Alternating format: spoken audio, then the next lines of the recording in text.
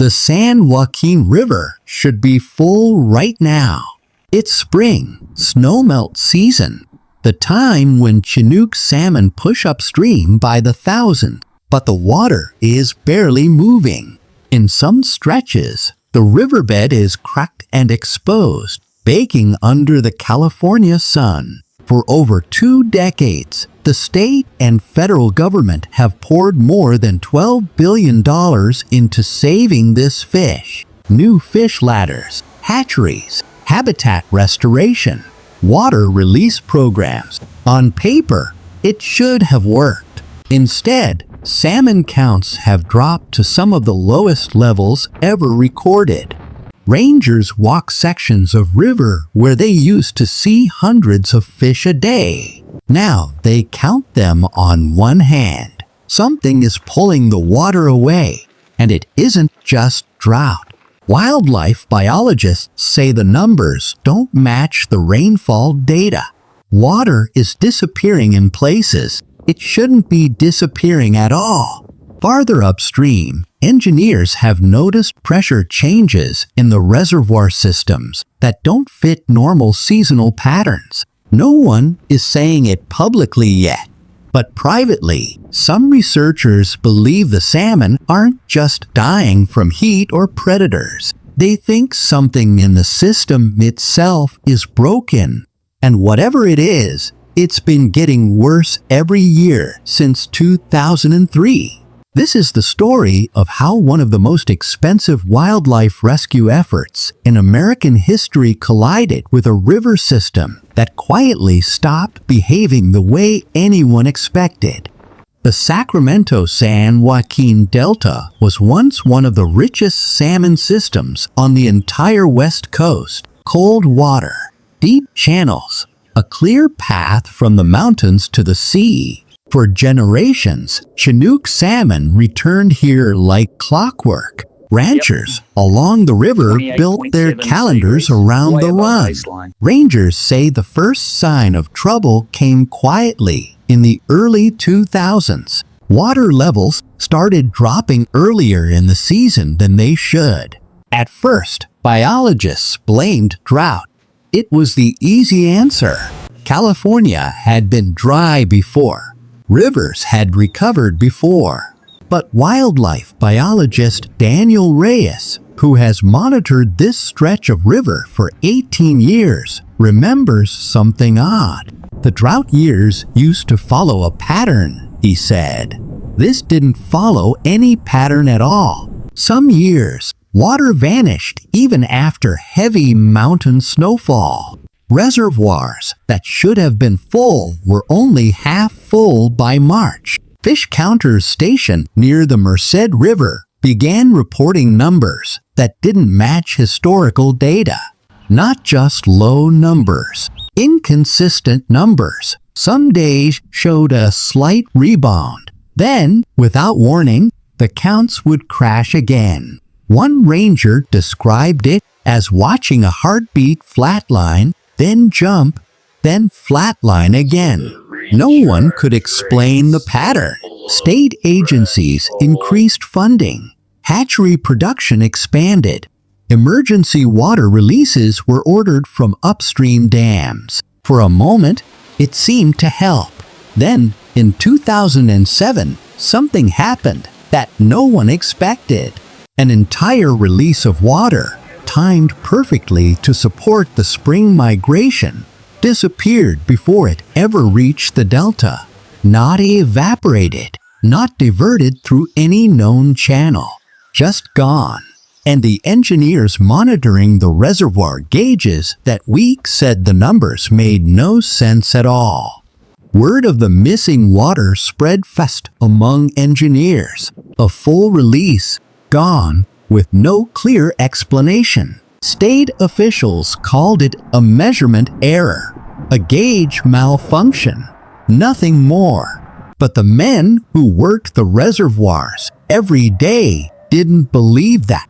Ranger Thomas Callahan had patrolled the San Joaquin for over a decade. He remembers checking the flow logs himself that week. The math didn't add up, he said.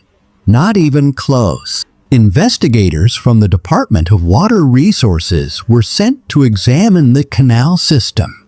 They found something strange almost immediately. Sections of irrigation infrastructure downstream were pulling far more water than their permits allowed.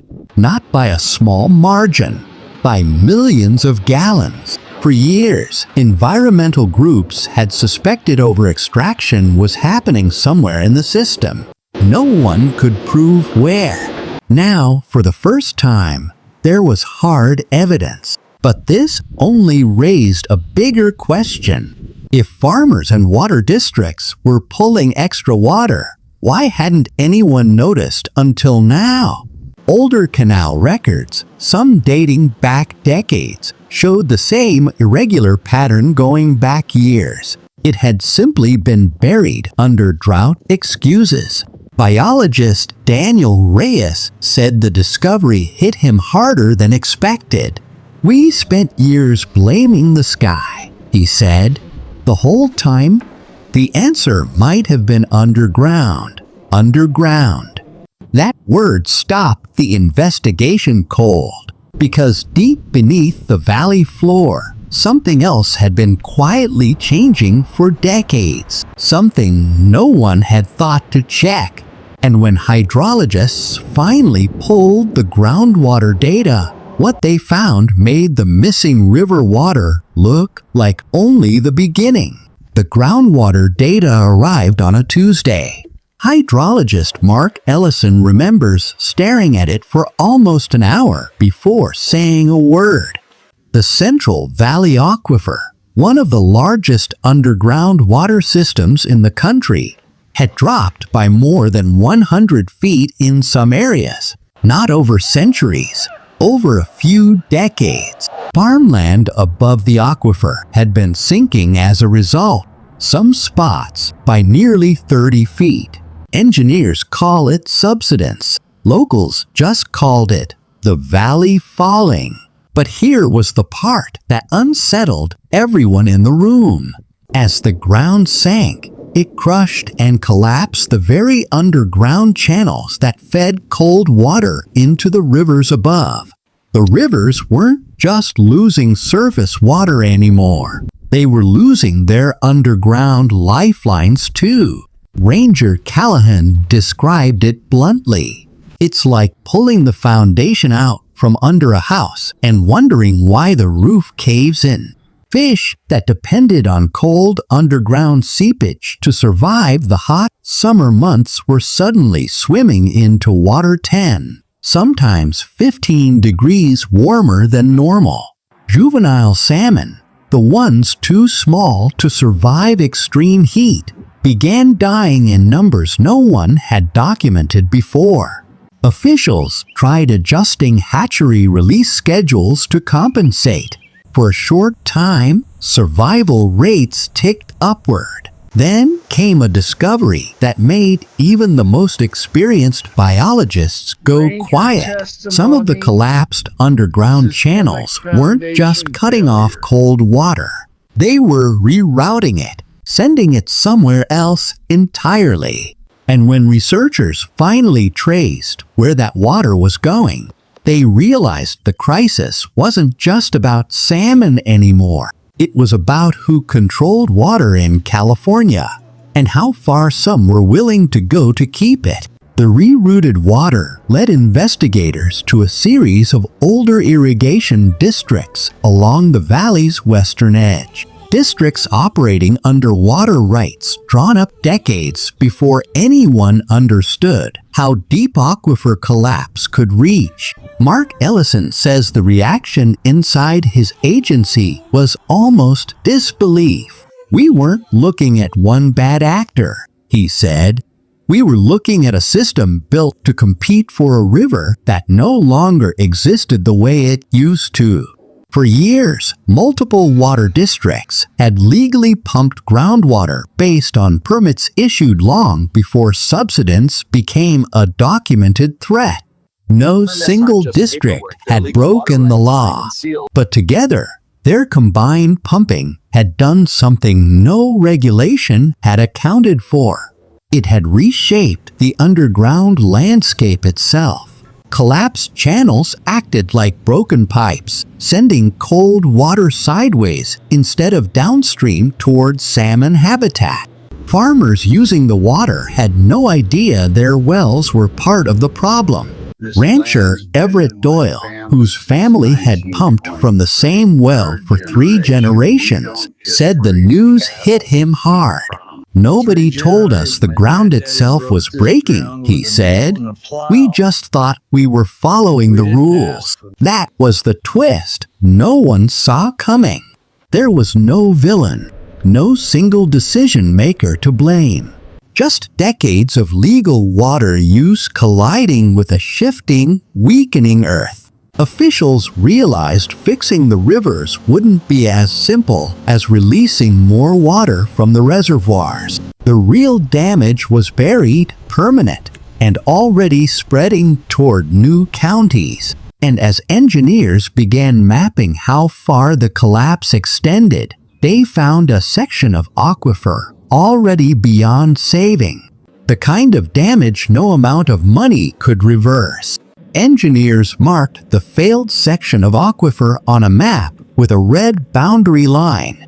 Once inside that line, no amount of rainfall or reservoir release could restore what had collapsed underground. For the first time, the state admitted publicly what workers in the field had feared for years. Some of the damage to the Central Valley was permanent.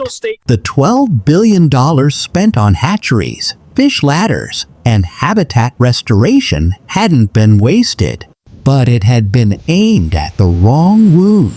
Ranger Callahan said it plainly.